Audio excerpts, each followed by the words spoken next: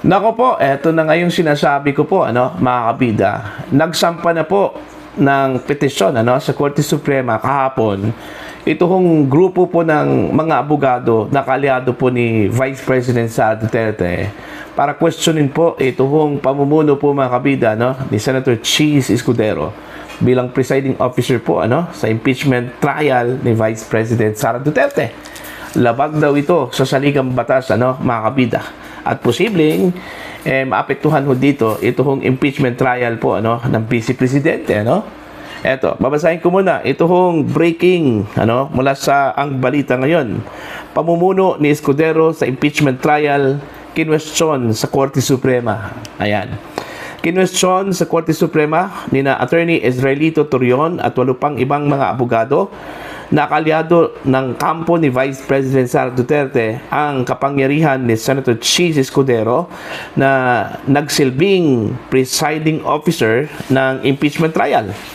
Sa kanilang 16 pages na very urgent manifestation with motion, hiniling nila sa Korte Suprema na maglabas ng Temporary Restraining Order o TRO o status quo ante order upang pansamantalang ipahinto ang impeachment proceedings habang hindi pa nare-resolba ang usapin sa otoridad ng presiding officer.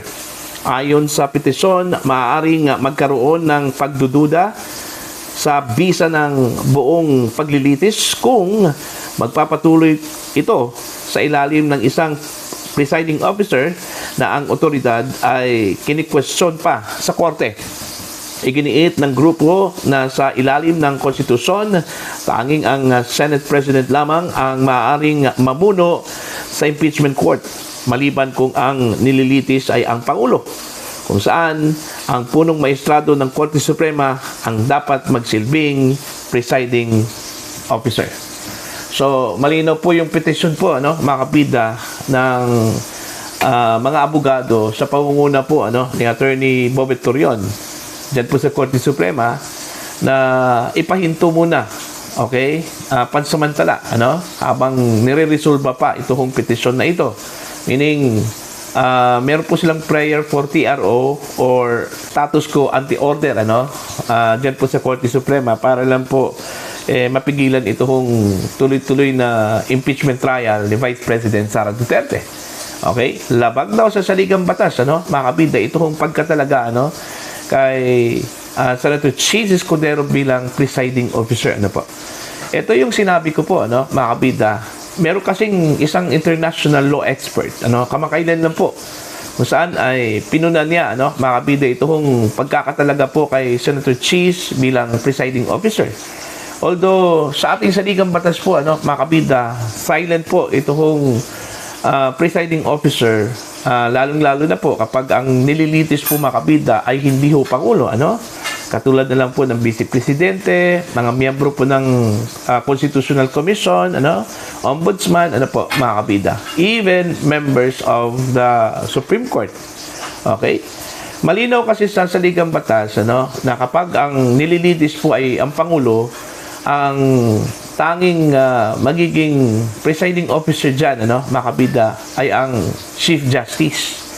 Alright? Katulad na lang po dun ho sa nangyari po sa impeachment trial po ni former President Erap Estrada, mga kabida, na ang presiding officer during that time ay ang Chief Justice po ng Korte Suprema na si Hilario Davide, Okay? Pero dito ho sa paglilitis po kay Vice President Sara Duterte, although silent po ang konstitusyon po, mga kabida, pagdating na po, kung pwede bang magtalaga ng presiding officer, maliban po sa Senate President, mga kabida. Pero nilinaw po ng isang international law expert, na si Attorney Melissa Luha, okay, na doon daw sa conversation, sa deliberation po ng Constitutional Commission, way back in 1986. Okay? It was between former Chief Justice Davide, at saka ito hong si former COMELEC Chairman Christian Monsod, na pareho pong mga delegado po sa ginawang Constitutional Convention, mga kabida.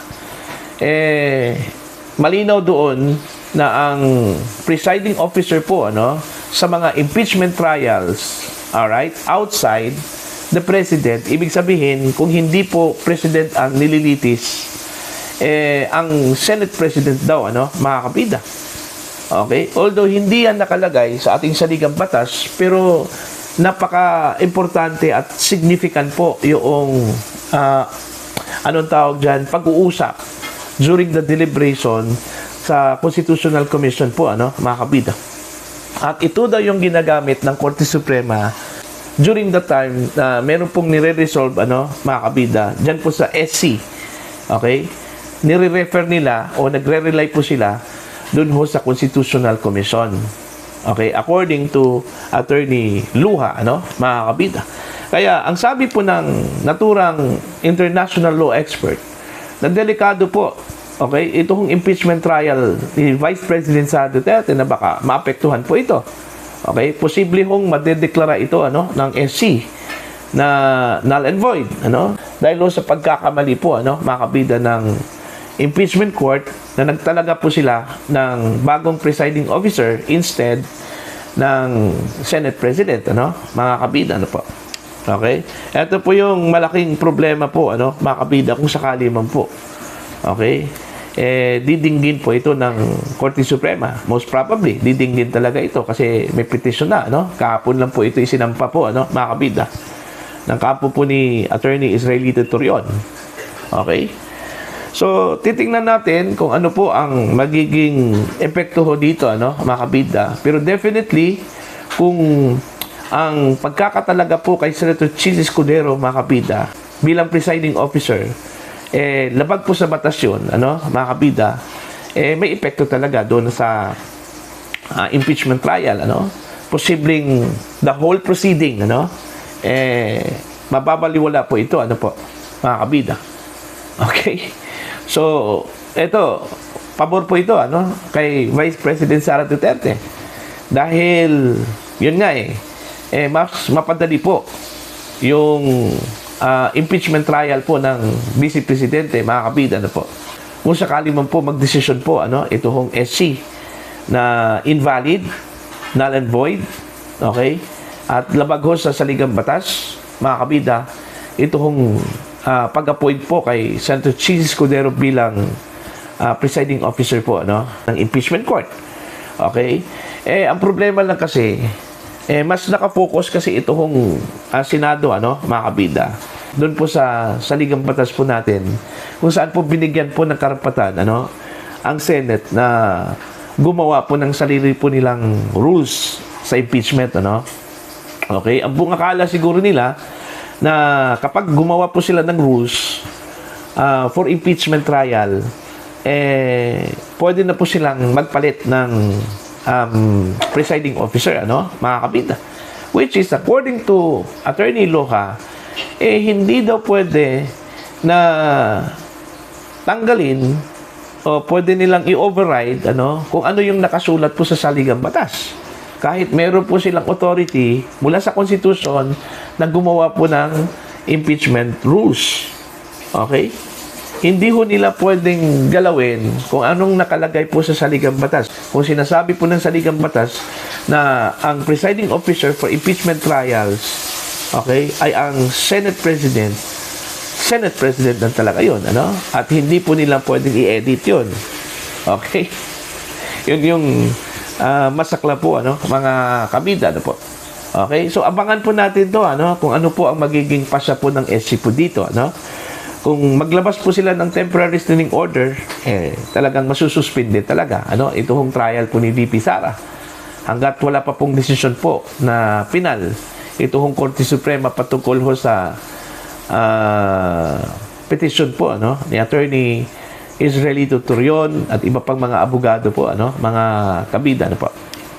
Okay? Ito po yung sinabi po ni Senator Alan Peter Cayetano. Okay, kung naalala po ninyo, mga kabida, during the first day po ng impeachment trial ni VP Sara, question na po ito, mga kabida, ni Senator Cayetano. Okay, nung palapit na po yung votation po nila, para pumili po ng bagong presiding officer, ano, outside Senator Win Gatchalian. Kaya ang kaso po, hindi po pinakinggan eh. Itong si Senator Cayetano ni Senator Win. Alright?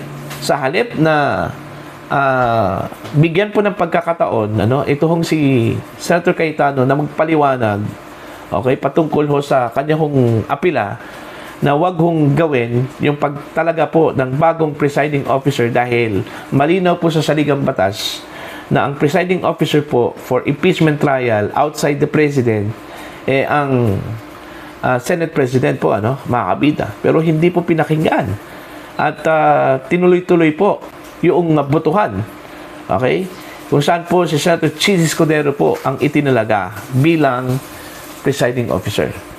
So eto na po ngayon. Okay? Posible ba kaya, ano, mga kabida, kung sakali man po, maglabas po ng desisyon po ng SC, pati itong the whole proceedings ng impeachment trial ni VP Sara ay mawawala na parang bula, ano? Dahil sa pagkakamali po ng impeachment court na magtalaga po ng bagong presiding officer sa halip po yung Senate President, ano, makabida na si Senator Win Gatchalian. Okay? Abangan po natin yan, ano, sa susunod na kabanata po, ano, makabida sa magiging desisyon po ng Korte Suprema. For your comment and for your opinion, ano, please comment down. Sa mga hindi pa po subscriber po sa akin channel, please subscribe. Just click the subscribe button, click the notification bell, click all para updated po kayo, mga kabida, sa aking mga uploads. Maraming salamat po sa inyo lahat.